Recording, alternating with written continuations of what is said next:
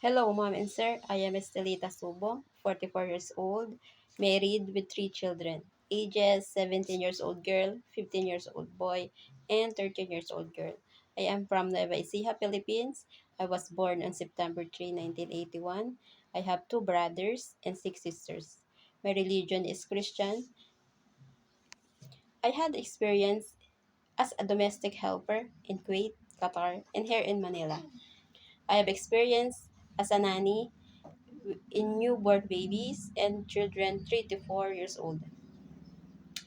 I have experience in household chores like washing, cleaning the house, ironing, and washing the car. I know how to cook Arabic food and Filipino food.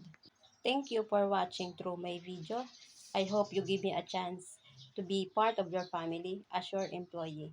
I am trustworthy, hardworking, caring, able to follow the instruction, and dedicated to my job. I will do my best to do my duties and responsibility as your employee. Thank you.